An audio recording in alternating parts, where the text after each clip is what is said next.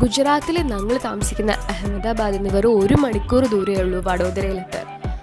വഡോദരയിൽ നിങ്ങൾ എത്തിക്കഴിഞ്ഞാൽ നിങ്ങൾക്ക് ഒട്ടും മിസ് ചെയ്യാൻ പാടില്ലാത്തൊരു സ്പോട്ടാണ് അവിടുത്തെ ലക്ഷ്മി വിലാസ് പാലസ്.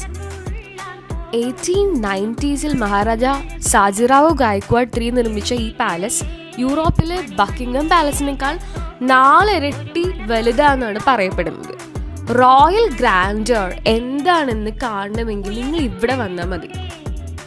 ഈ പാലസിൻ്റെ ഒരു ചെറിയ പോർഷനാണ് ഇവർ പബ്ലിക്കിന് വേണ്ടി ഓപ്പൺ ചെയ്തിട്ടുള്ളത്. എൻട്രി ടിക്കറ്റ് ഏകദേശം ഒരു 250 തൊട്ട് 300 വരെയാണ്. ഓഡിയോ ഗൈഡും നിങ്ങൾക്ക് അകത്തുനിന്ന് കിട്ടും. ഒരു 1.5 മണിക്കൂർ തൊട്ട് 2 മണിക്കൂർ വരെ സമയമെടുത്ത് നിങ്ങൾക്ക് ഇതിനകത്ത് എക്സ്പ്ലോർ ചെയ്യാം.